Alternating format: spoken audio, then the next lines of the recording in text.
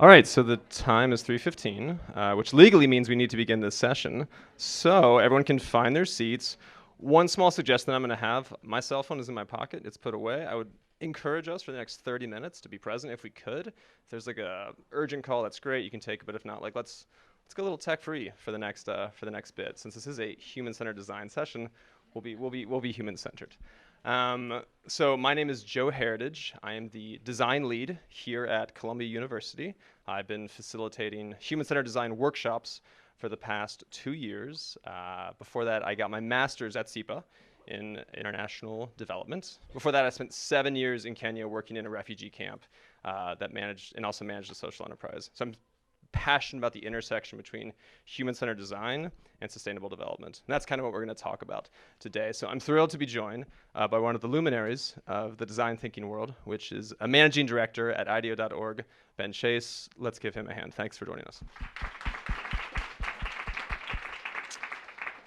So we're gonna just have like a loose conversation. You know, technically we have an hour. I don't think we'll take that entire time. We'll open it up to Q&A. We're gonna tell a couple stories about how human-centered design has been used in the field and ask some questions around it, but it should be a good session. Before I jump too much into Ben though, I'm just super curious from the group.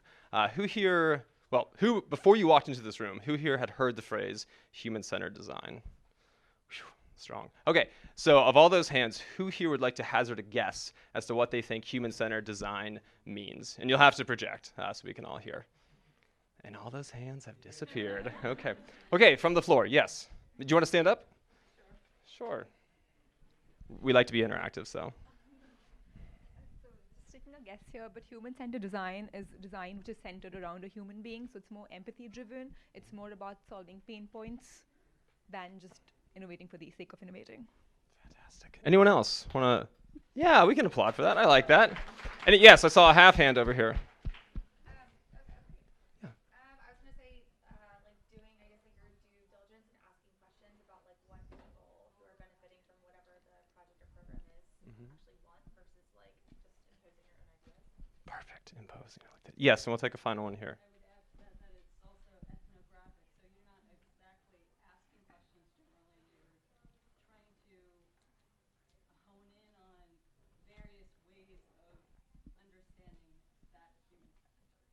Fantastic.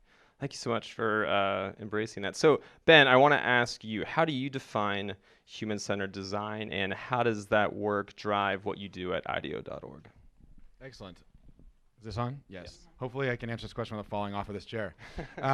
Yeah, those definitions were fabulous. I think definitely our definition of human-centered design incorporates all of that.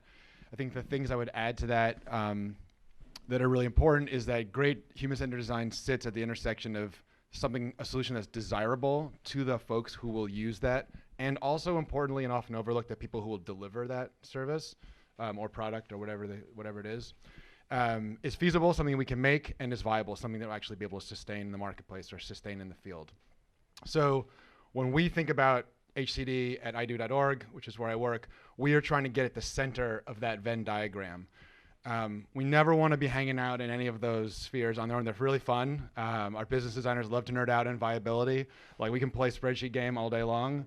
And the desirability sphere obviously is really exciting because we're really empathizing with our users. We are engaging them as co-designers, but we have got to find our way into the center of that Venn diagram. We always start though in the desirability corner, because we know that the best solutions come from, as I said before, the folks who will use and deliver the services. And it's really, frankly, a waste of time to start with our own ideas, get some light feedback, spend a bunch of time proving the business model, working on the tech side, and then trying to market that to folks. It's way more effective to really figure out what people want, what they hope for, what they fear, what their concerns are, and then bring in those other factors as constraints to make sure we're getting to something that's sustainable and effective. Fantastic. Yeah, and desirability, you know, drives a lot of the work that we do at Columbia as well when we think about human-centered design. So with that said, I'm going to sort of circumnavigate around, but I'd love for you to tell us what your role is as a managing director, and also a bit of your background, what led you to this moment and to this chair at this moment. Sure thing. So I'm one of five managing directors at IDEO.org. I supervise one of our 4 practice areas. I actually lead our domestic practice area. I've worked across the international and domestic spheres. My job is basically split into 3 categories. One is finding new partners to work with and figuring out what design challenges we want to tackle at IDEO.org and building those relationships to bring HCD to direct service providers, government agencies, philanthropy, and social enterprise. The second one is working with teams in the field to make that work great, make sure that it's strategic, make sure that it's pushing the edges of design. And the third and least exciting is doing like operational and talent stuff on our leadership team at the company. But I do enjoy that. I got to IDEO.org through an interesting social impact track. You just cut me off if this gets too much like a memoir. But basically, I started in the military, looking for that good social impact, guys. Okay, Clinton era, the first one, not the one that we thought was going to happen. And Too soon. Yeah, too late. And I eventually made my way into local government in New York City, working on sustainability policy in the Bloomberg administration, and on a set of issues that are really core and to my passion, which is climate change. Worked a lot on solid waste and recycling, so I can tell you all about garbage in New York. And that was really inspiring. I was hungry to engage more deeply and closely with folks in communities that were excited to do this work and that would, like citizens like us, would carry this work on for generations to come. And I was sort of left wanting more of that working in city government. So I went to a company called Purpose, which is a creative campaigning, sort of digital campaign agency focused on advocacy campaigning, did a lot of work on gun control, on climate change. And there, I love that work. I was at their reunion last night for alumni, which is pretty wild, and was left wanting to make more things. And so I think the power of campaigns is pretty substantial. It's important to change people's minds and sort of open them up to the way we need to shift society. But I was excited about new product offers. I was excited about new services. I was excited about new program models. And that led me to IDEO.org, where we design and help partners implement all of those things. Fantastic. So sort of just thinking about like the professional and cultural zeitgeist right now, why do you think that human-centered design is rising to the forefront? It feels like every organization now is trying to create an innovation lab or an innovation space. I'm not really sure what that is, but sort of why human-centered design and like why now? I think there's 2 things probably, well there's probably many, but 2 come to mind. One is the for-profit sector has been really good at human-centered design for a while. So they've figured out if we want to make products that people love, they need to be human-centered. And so they put the money into innovation and research and development to take those risks, have those experiments, come up with solutions that are truly innovative. And for better and worse, a lot of folks from the for-profit sector have gone into the social sector and thankfully have brought human-centered design into the social sector and into the public sector. I think also, I would say far too late and still too slowly, we are increasingly understanding how far we have to go to create equity in our society. And that is forcing many people to figure out how, and to look at their own processes and ask themselves, thankfully, how much of our own biases and how much of our own assumptions and how much of our own experience are we imposing onto solutions that are meant to support a much broader and much more diverse set of communities, in which in some cases the people in the organization themselves have absolutely no connection to or no understanding of. And I think those folks are searching for methodologies that can help them create solutions that are more equitable and more importantly in an equitable way. And I think just to clear say, like HCD on its own isn't a panacea. Like there's a lot of ways to do it in a very colonial and very oppressive way. But the values that are associated with human-centered design, which is being people-centered, which is building empathy, I would say even more importantly, empowering users as the designers, as the co-designers, the co-creators of those solutions and facilitating their leadership. I think that is a really powerful and sort of timely methodology that people are discovering. Yeah, and I appreciate you just said that, sort of like empowering local designers to come up with sustainable solutions to seemingly intractable problems within their own neighborhood. I want to zip to sort of a field study or a case study around a group called Asili, which I understand is a business run in Democratic Republic of the Congo. It's managed by locals, and it focuses sort of on three things. It's health clinics, it's water points, and it's high-value inputs for smallholder farmers. Can you tell us a little bit about the work that ADIO.org did with Asili, specifically this notion of, don't do, but sort of work through an existing organization and that co-design process? For sure. So that's a project that we did with Alight, which is formerly the American Refugee Committee. Some of y'all might be familiar with. They're based in Minnesota. And they work across the region in Central Africa and East Africa. And they were looking to develop a new model for delivering humanitarian support. So beyond more traditional sort of camp services in refugee camps. And they worked in Eastern DRC for a long time. And we are a long-term design partner of Alight, almost called them ARC. And so they engaged us to figure out what would be a different way of doing this. They teed up a design challenge, right? I forget what the exact how might we statement is. How might we statement is the type of question that we often use to put ourselves in a generative mode around a specific challenge. It's usually good if it's specific enough to get to the right types of solutions, but not so specific that it's gets you to one solution, and also not too broad. So our challenge was how might we deliver humanitarian support in a sustainable, sort of economic sustainable way in a new model. We had a design team, and we've probably done, I would say, 3 or 4 separate design projects with Alight on Asili over the years. I think it's important to remember that these solutions never end, right? You're always getting better and better and better, and that's also the model we have from the for-profit sector, right? Which is learning every day about how to make a solution better. It's one design project doesn't get us the perfect thing, and then we're cool, just scale it and move on to the next challenge. So the first challenge was really what is the model even to deliver aid, and what is needed. So the team went in with a very intentionally naive approach, which is let's just figure out what folks here are needing. And I think that's another approach, a mindset that we take in every project, was treat people as the experts in their own lives. There's a lot of great policy that we rely on. We do a lot of secondary research, but that is just a foundation for understanding the issue space. Take that, park that, then enter community and humbly learn from the experts there to figure out what is actually needed in this community. And they used the types of methods we typically use: interview, observation, following people around their daily lives, moving into more co-design sessions to sit with local folks and say, okay, imagine there's a new service in your community. What is it offering? Draw it. Well, we can help you draw it, or let's make it. Let's build a little model of it.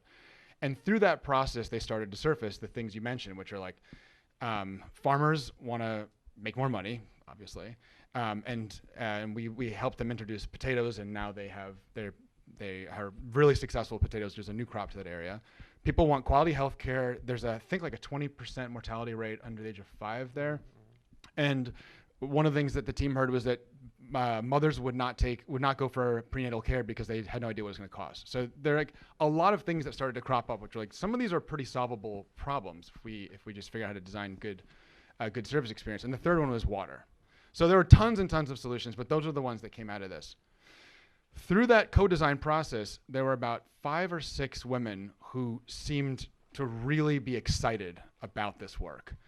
And the team, and when I say the team, I mean the local leaders from Alight and our designers working together, recognized that they're both expertise and interest, and started to cultivate them as the sort of future leadership of this company, which they didn't know what it was going to become.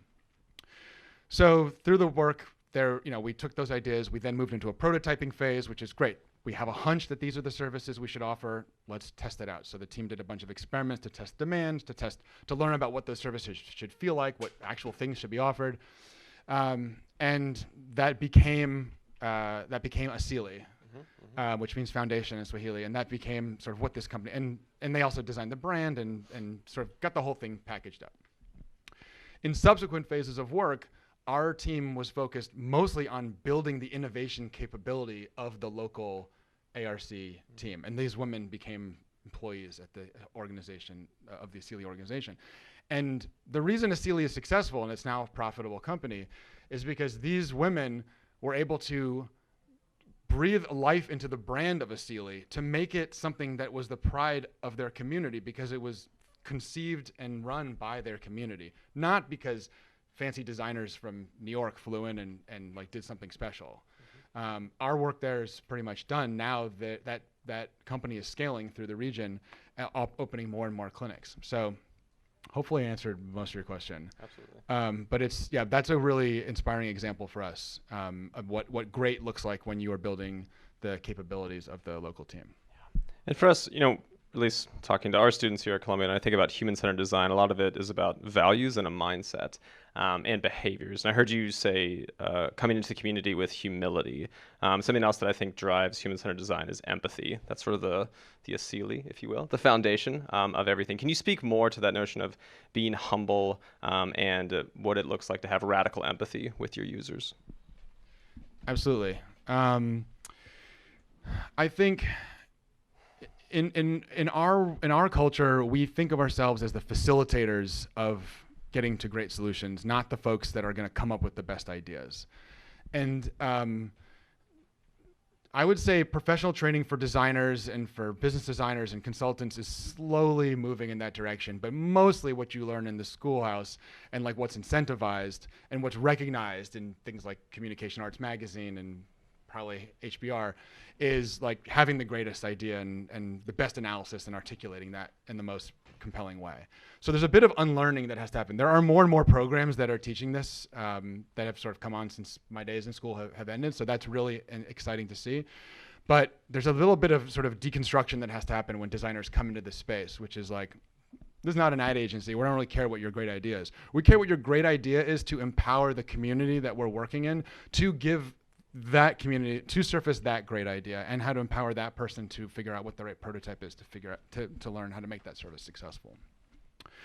So I think that mindset is critical, which is facilitate, still bring expertise. I mean, we hired the best designers and we're like, they push themselves on craft every day because they need to then help. You can't just have a great idea from a community. You have to support that community with great design outputs. I mean, we want great brands, we want seamless experiences, we want great digital products, so that work has to happen later. But yeah, I think that's a really critical mindset to come in with.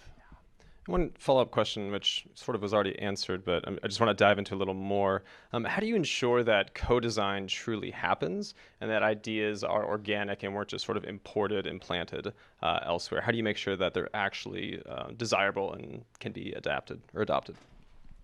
So in terms of so I think the first part of the question is like, how do we make sure we're not like unintentionally or intentionally like inserting our own perspective in that? So that just takes discipline and it takes really candid feedback from the partner. So I think I would say it takes partnership with whoever the local provider is to be that check and balance on the design team.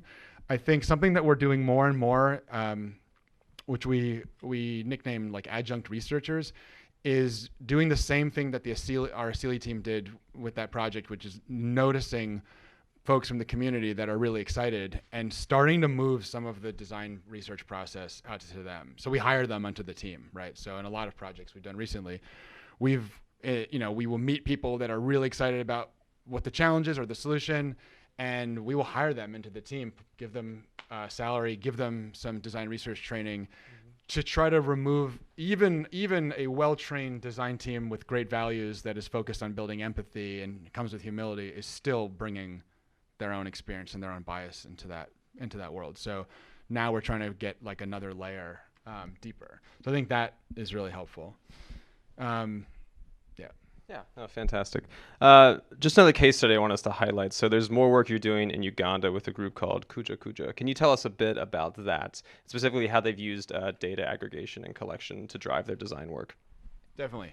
So Kujaku is another project with Alight. Again, if you couldn't tell, we're big fans of them. This is a project that came out, I don't know, about 2 or 3 years ago.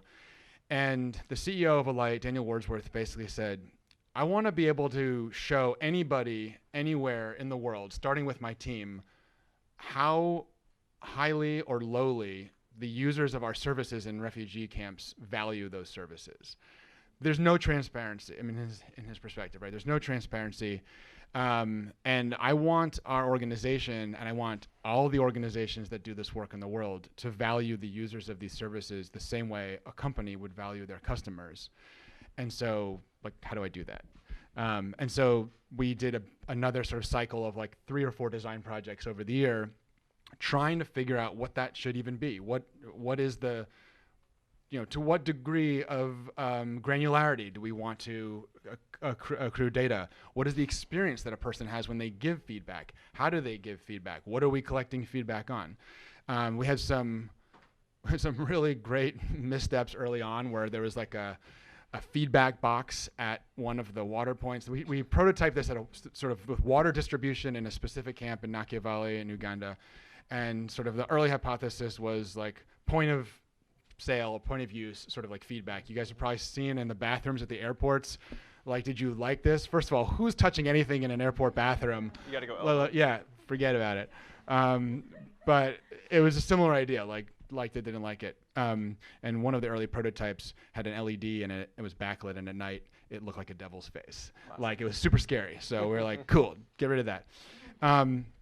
What Kujaku has evolved into is basically 2 major components. One is this platform, which is anyone can go to it and see. I think it's open. Yeah, can see at all the camps or all the locations that Alight is using it, which I think are in Somalia, Uganda, and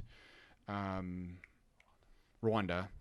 Basically, see right now what is the service on for the particular thing, and what do people think about it. And along with that binary feedback, they're also collecting qualitative feedback, which is like, what are your ideas about making this better? And the second part of Kujaku is the service experience for giving that feedback, and that is a team of folks in the camp that is doing outreach in the community, walking around with tablets, with pens and paper, talking to folks and saying, did you get good water service today? No, I didn't. Okay, well that's weird because the water's on and everyone else is happy. Tell us why not. There's something in there that's important to know, and we need to figure out what that is. So yeah, that's the sort of like 2-part model of Kujaku. And then of course there's a brand that goes with that. I think it's really easy to write off those designed attributes or aspects of a service as fluff. We don't need that. We just need to get water to people. Great to know why it's not working.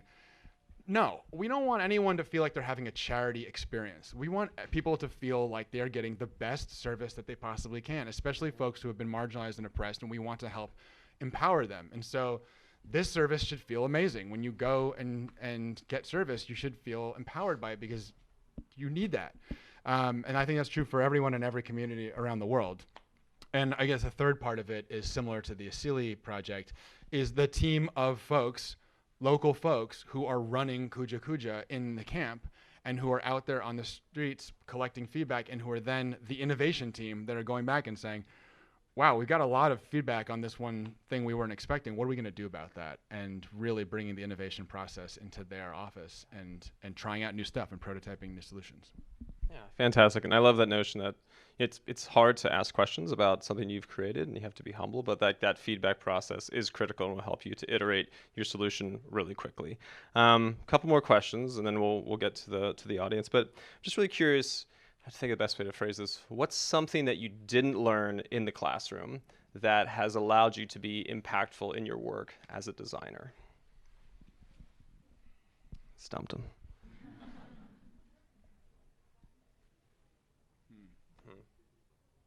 I learned so much every single day. Actually, I think most of what I've learned in the design, in my design career, I learned outside of the classroom. I think I didn't appreciate the degree to which we have to externalize our process. I alluded to it earlier, but so much of what you learn in this school is your craft, your process, and you're like, you so want to have the great idea, and you're like trepidatiously entering into feedback. And I think I just learned that was like 30% of what I needed to do to be successful. That was just like the building blocks for starting a conversation or figuring out what the right problem was. Honestly, it was much more about like problem framing. And I think, I think I've pretty much learned in the field all of the like true craft of design, which is realizing that it's not about you at all, and really turning yourself inside out to bring in collaboration from all corners, basically.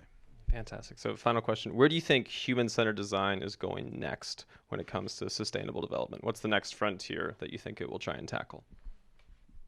I think it's the true fulfillment of co-design and and centering human-centered design in local communities and moving it away from design organizations. I think maybe that's not the next frontier, but that's where I'm impatient to get there, I would say. I think that's where we're headed and where we need to get to. And the faster we get there, the better. There's probably a couple of iterative loops before we get there, which is probably like more design shops and more design schools in community, the communities that need design most urgently. But I think that's the direction that we're heading, and we all need to push it there as fast as we can. Fantastic. Ben, I'll be honest, there's been quite a buzz amongst the community before you got here for this session. Everyone's really excited about human-centered design, and I want to open it up to the students and to the community to ask some questions to Ben, and I guess to myself, but mainly to Ben. Yeah, saw a hand here. And we have a mobile microphone supplied by Natasha. Hi, thank you for the talk. I used to work in a place called Nestam in London, which is an innovation foundation, and we ran challenge prizes, among other things that we did. And it was cool because we co-designed them with the people who would ultimately benefit from whatever solution was arrived upon. But a cool part of the process was that the people in those communities were coming up with the ideas. So even if they didn't win the competition, there was a sense of empowerment that, oh, I could come up with a solution and someone took me seriously about it. So I was always left wondering, what did those people do with their ideas, even though we didn't select them? Did they do anything or what? So just curious to get your thoughts on, when you've worked with communities before, how you sort of follow up on any progress they might make, and do you stay in touch, basically? Absolutely. I mean, our ideal engagement with any organization or social entrepreneur is long-term, because as I said before, the project is really usually where people just are starting to figure out what to tackle and just getting started. So our preference is to have long-term relationships.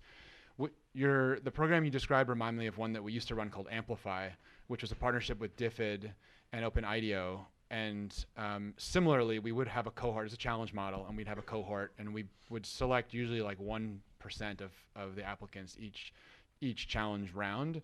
And the model basically was funding from DFID, human-centered design training from us, and then design support in some capacity. Sometimes it was remote coaching on the research plan. Sometimes we would go and do no kidding design projects. I think what was interesting to me is that even in the cases where we didn't do an in-depth design project, where we had more reach back to track what were the results of the things our team designed, many of those organizations took that human-centered design instruction and methodology to crazy heights that we weren't even prepared to imagine. And that to me is that really fuels my optimism for the comment I made before, which is moving this methodology out into those folks' hands, because they didn't need us, right? They just cool, teach me how to do this, great, I'm on with it. So I think, yeah, we do reach back. We have a humongous impact tracker. I was in it this morning because I was looking for the Acili reach numbers. I'm glad you didn't ask, because they're out of date. But yeah, we're trying to keep tabs on how those solutions are doing in the marketplace, and also how this methodology and the values that are associated with it are changing organizations. And we see a lot of impact coming from the way organizations shift the way they develop new services because of this tool set. Yes, gentlemen. So I thank you for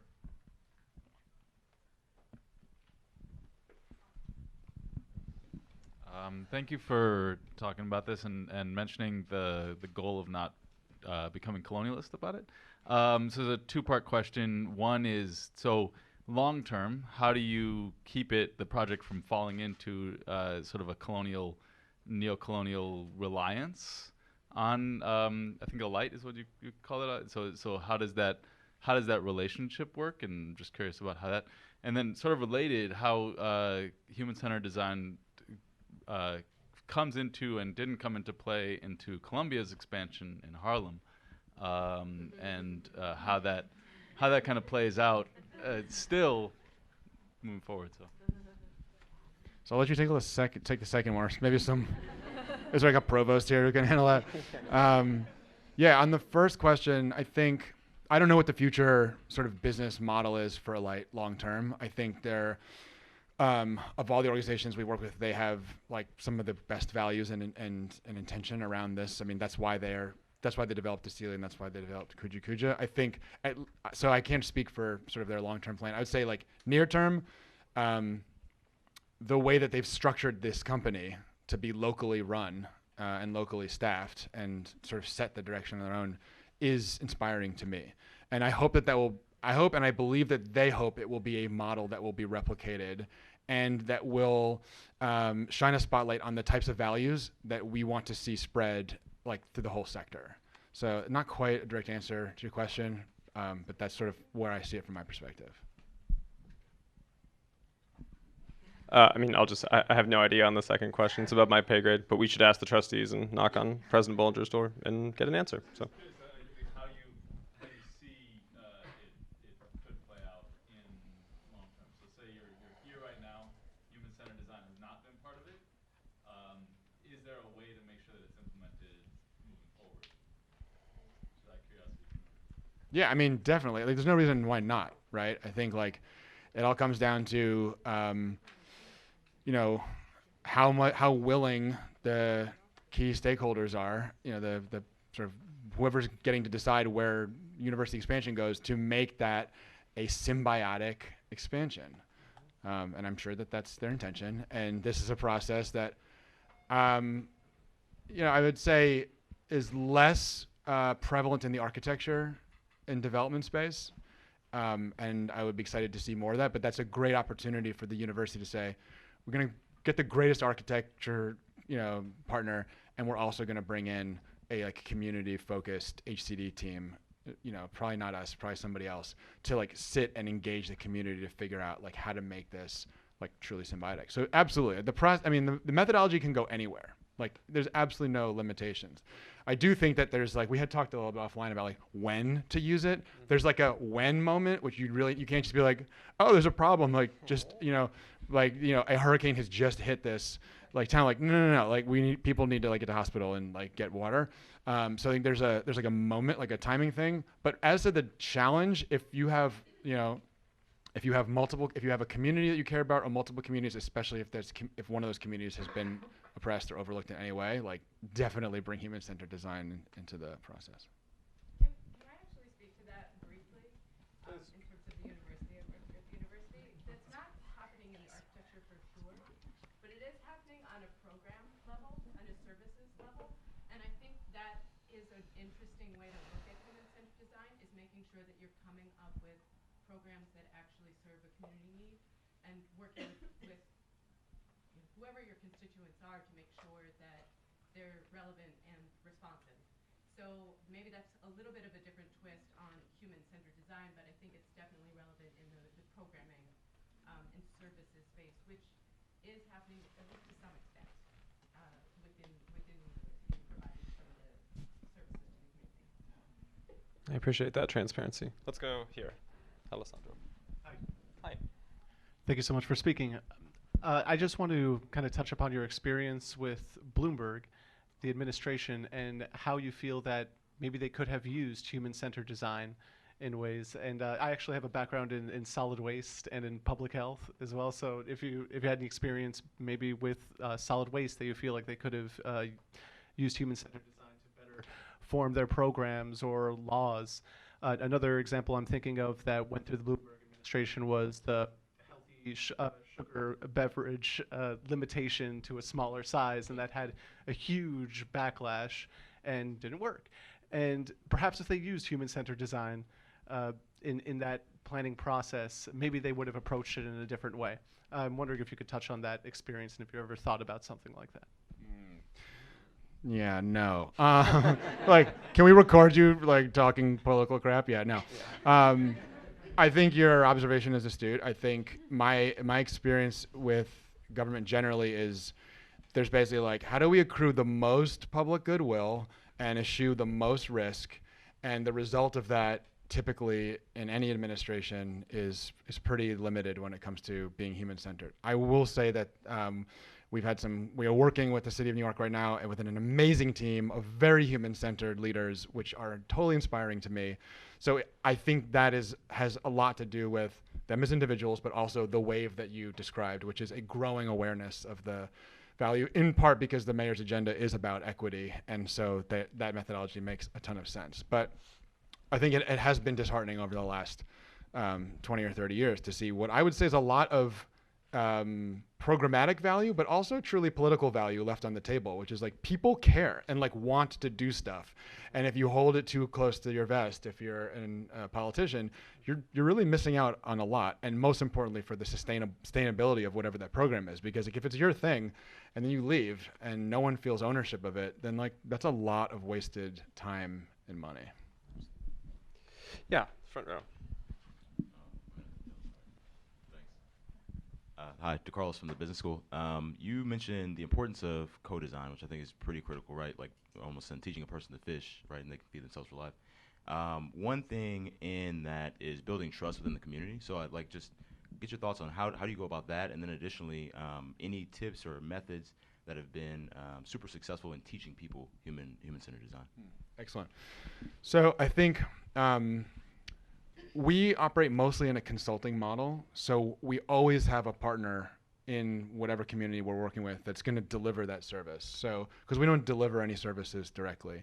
So number one is making sure we're picking partners that have great relationships in that community, that have credibility in that community, that are in that community to stay, that we believe, like we really believe and have the community's best interest at heart, and supporting those folks to be our design leads with us. So number one is like we're showing up to support them, not they're there to help us do our thing. So that's number one. I think hiring people who have lived experience from the communities that we want to work in is really critical. We have a studio in Nairobi that is led by an East African team, and like our goal is for that to be a studio of African trained designers, and the MD of that studio is a co-founder of the Nairobi Design Institute, and the mission of that organization is to train social impact designers who are from East Africa. So that I think is like the long-term answer to that question. The second part of your question is I think doing the process, especially prototyping. It doesn't take people too far out of their comfort zone to go out to the field and interview folks. I think the idea of being like, wait, we can deconstruct this service idea or this product to a series of small experiments and then actually try that out like tomorrow is like really scary, but then it's so empowering. And then when you do that and you get that feedback and you realize that there are 50 things you had no idea were important to your service that you just learned by spending $200 in a day, that's when I think people really get the process, and then they're like, oh my God, I'm doing this for everything. So that's the most important part. Yes.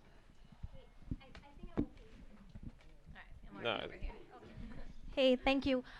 First of all, Joe, thank you so much for asking us to turn our phones away. This has been a really intense 1 hour deep work session for me, and I feel extremely exhausted right now. It's only 45 minutes. We haven't even gotten to an hour. Felt like an hour. So to you, my question is, as someone who sees herself moving into human-centered design in future, what do you think are 2 biggest criticisms that you have for the process itself? For someone like me who wants to move into something like this in the future, I can actually improve the process itself. Near future. Yeah, I mean, there's a lot of things that I think are challenging with I mean, I would say, one thing that is tough for us is, well, I think it's less about the process, it's more about the model, which is like who's doing the HCD. Like I said, we work in a consulting model. There's like a onboarding phase for us. And we have worked in many of the same fields for, IDEO.org is 8 years old, and we've worked in adolescent sexual reproductive health since the very beginning, so we know a lot about that space. But like when we move into a new field, there's time spent sort of onboarding into that. And I think for us, that's, again, it comes back to who's doing the design work, and so that therefore leads to the merits of building capacity in organizations that long-term are in the community and will keep doing that work. So it's less about the process and more about the model, but that's very top of mind for me. And just seeing teams like just really trying to come up to speed on content. In terms of the process, I think the process is good. I think it's hard to do.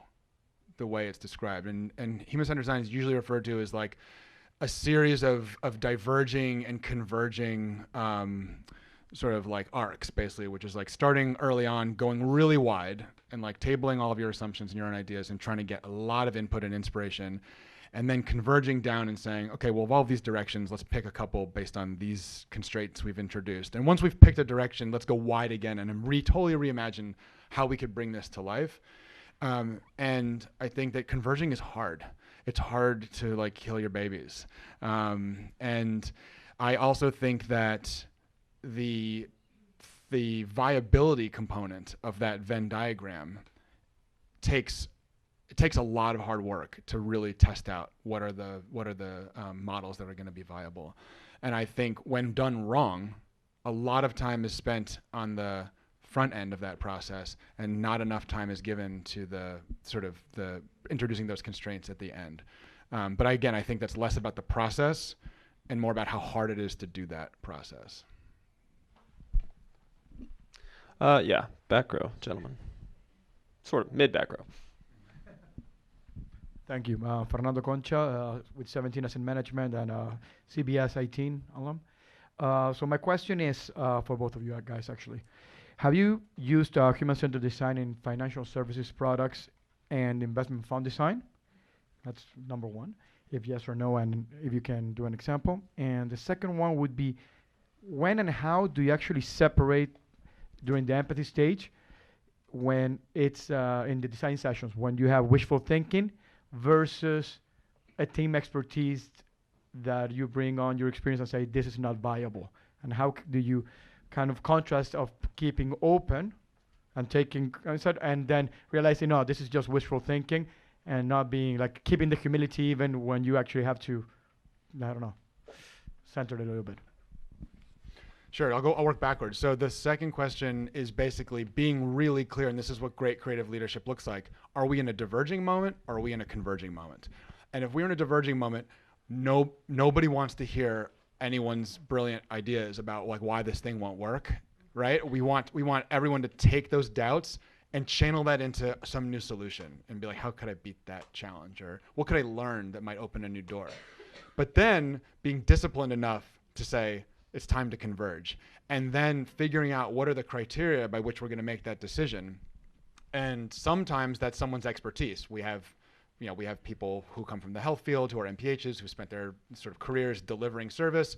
They can pretty quickly help us see the pitfalls in a service model. Maybe that's reaching a little bit too far. If not, what is the experiment we're going to construct in order to learn sort of whether this is a good choice or bad choice? Let's prototype that is something that you'll hear a lot in our studio. And some prototypes are like really big and take a lot of time to construct and execute, and some of them are pretty small. And so I think the team's always looking to get that evidence to make that decision. The first question was about financial services. We work a lot in financial inclusion in the United States and actually internationally as well. Maybe I'll give you like one case study real quick. So about half of Americans in the US cannot find $400 in an emergency. It's a pretty shocking statistic. We did a project that had an extremely wide brief from the funder, which was develop digital tools to help low-income Americans. We're like, great. What of all the many things that technology would be helpful for would be a worthwhile thing to explore in this instance? So we had done a lot of research on this in the past, so we kind of knew and we've worked a lot with financial coaching organizations. We kind of knew what some of the key issues were. But we went back out and we did another round of design research, and something that came through really clearly was like, again, people are experts in their own lives. It's easy to think that people who are poor don't know how to manage their money. There's absolutely the opposite. They're way better at managing their money than people who are well off. They know exactly what's going on. The challenge is, and even for people who are like middle income but have debt, for instance, it's really hard to take that first step. And when we think about money is stigmatized. People rather talk to strangers about sex than talk to their family members about money. Is really scary, especially in our culture. So financial coaching is something that a lot of investment has gone into in the last 10 or so years. When people follow through with it, it really works. It's just the process of being like, here's the plan for your money. Here are the steps. I'm going to take you through this, and we're going to get you there. And then your plan is like lower your debt first and invest second, or home third, or whatever the case may be. in the research, what we saw is that like that model struggles to scale because it's expensive to have brick and mortar coaching, as you can imagine. And secondarily, people don't come back to their appointments. There's like a 40% return rate from the first appointment to the second appointment. So the project was to really dig into that and figure out what can we do to reduce that fall off and follow through. And the things that we came back were basically like people love financial coaching, but then they go back to their lives after their first appointment and life happens and it's crazy and they don't make progress and there's too many things to do and they don't remember all the things that their coach said and they don't do anything and then they feel embarrassed and shame because then they don't go back. So we developed a product which has to be renamed, so I won't tell you what it's called. But it's basically an assistant financial coach that's a SMS bot. And what it does is it takes your financial plan and it just sends you your first to-do item by text. And it sends you all the things, ta-da, and here it is. And it sends you all the things you need to do that item just to get you hyper-focused on that one thing because we found that like people were totally overwhelmed by the laundry list of stuff to do. So that's useful. It also sends you stories about people who are in the same situation you're in that are working on the same challenges to really try to build your engagement with the process. What we're really trying to do is get people to stay engaged with coaching and get back to that next appointment. Because if we can just get some traction, then we can see follow through. And also really celebrate quick wins. Like you need to feel like you can do this. So the bot also celebrate. Like if you do something simple, you may think it doesn't matter, but helping people know that that does matter is really critical. So the bot does a bunch of stuff, and we are in the process of basically rolling that out. That's actually, I said earlier we don't distribute service. That's like the one thing we've actually made in-house that we're helping get out to the marketplace. So hopefully that answers your question, but it's super cool. It's sort of like good application of tech, not replacing financial coaches because they're amazing and robots can't do that, but supporting them because they want to be present, but they can't. Their caseloads are too high. Yes. Hi, going on that similar tangent about tech, I've been hearing this question pretty frequently, and I would love to know what you guys think about the widening skills gap with technology, especially with the increasing demand of technological skills and that widening gap with the democratized access to viable learning environments. And what are your thoughts on providing better access to disadvantaged communities and disadvantaged people in obtaining those skills gaps or closing in on those skills gaps? Yeah, please. Yeah, so just really quickly, one thing I want to, it's a great question. I want to offer that one of the projects we'll be working on this spring at Columbia is just around that. We have two clients that we're working with. One is Computer Science for All, which helps provide computer literacy training to 150 schools across the nation. A lot of them are in New York. The other one, we'll be working with General Assembly. They'll be one of our clients. We're going to help them create a national plan to scale more of the work that they're doing to make sure they can target populations who are on government welfare, as well as those who have recently been incarcerated and released for nonviolent crimes. So it's a class that we're teaching this spring called Design for Social Innovation at the Design Studio. So we'll be tackling those two issues specifically, and you can provide more context. That's awesome. Yeah, I'll just take it in a slightly different direction. I think this is like a critical challenge. I'm glad you brought this up. I think one of the things that we're looking at from a mobility perspective is all of the perverse incentives that prevent people. So first, let's just assume we do get all that training out there, right? Like, which we don't have yet. It's so hard to even complete the training or get to the training that you need when you are in a really disadvantaged situation. So you think about access to programs. So many of these programs are created in silos, right? Like equity is when these systems work together in concert, right? And so if you are, let's say you are a domestic violence survivor who's living in a shelter, but you have a child who's not 18, you maybe were 2 credits away from getting your GED and moving on to some sort of training like the thing that you're describing. There's no system there that really tries to understand that and model a mobility plan for you. Instead, it's like, you cannot leave this child here unattended, so you better be here when this person is here. Can't go and get that training. And in order to be here, here's a checklist of things that you need to do in order to like stay in housing, as opposed to like, okay, cool, you're 2 credits away. Like here, and those services are there, and there are great organizations that are trying to meet all of those needs. It's just that like we have a system that's not connected and not holistic, and not enough thought is given to that person's experience, because as a society we don't value that person's experience on a daily basis enough. So I think that's a really great opportunity for HCDs. Like, first of all, those programs need to exist. But we need pathways to mobility for folks, not just security jobs that will not, security guard jobs that will not get them to truly breaking cycles of poverty. And we have to completely rethink the experience and how we value that person's experience and deliver those services in a way that's truly human-centered, as opposed to organizationally centered, which is like, what were we funded for? What is the federal government paying for? What's our remit? Cool. Hopefully people will get it. We have, I think, time for one more question. And I think that hand was up first, so yeah. So this is sort of based on what you were just talking about. First of all, when your clients come to you, what are they providing you? Is the first question. And then the second is more about the Venn diagram, which is, inspiration, iteration, and implementation. So how do you make sure that you have your leaders that you're choosing sort of represent each of those very important segments? So in the first question, I mean, it varies project to project. Sometimes we'll work with a like reproductive sex health service provider, and they'll be like, we have a running like we are what do we have right now? We have a service that's running with like staff and a site and everything. It's all there. And the challenge we have is uptake, right? In other cases, we'll work with an organization that says like, we have an idea, like we have a question. And like that is the range of what's provided. More like materially or like tactically on a day-to-day basis, what we are looking for when we select partners to work with is presence and partnership.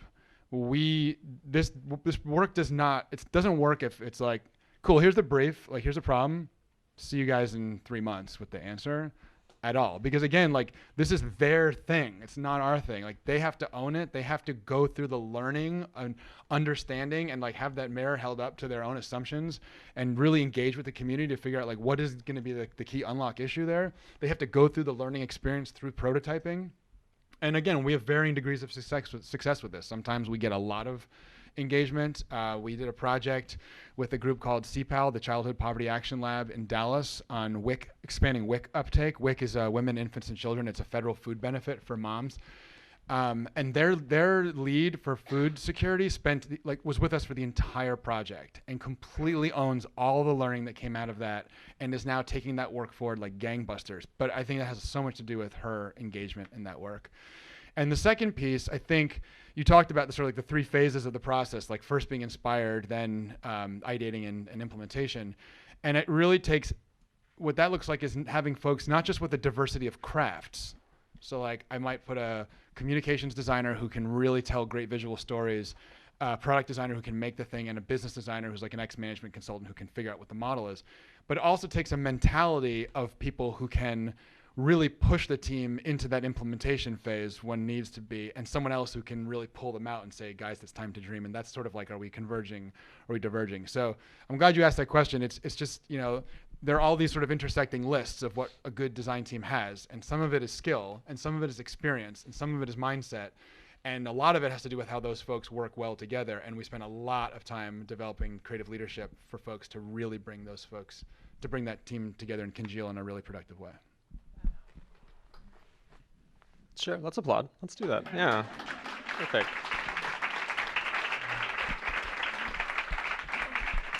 Just a few things I want to say really quickly, and then we'll let people come up if they have more questions. So we have a design studio here at Columbia University. It's in Riverside Church, room 430. It's impossible to find, but once you find it, you'll never forget how to get there. So if you're excited and you're a student, you're excited about using human-centered design, taking classes, working on a design challenge, the design studio is the place to do that. We have pretty similar language, and we do a lot of great work. Again, we'll be running a design challenge this November 16th with the Tamer Center, focused on detecting lead levels in water in Newark, New Jersey. It's a hyper-specific challenge, but we're really excited about that. So yeah, stop by the design studio. We have a lot of great tools, and sort of you can use all the things that that Ben talked about. So with that said, let's all thank Ben Chase again for giving his time.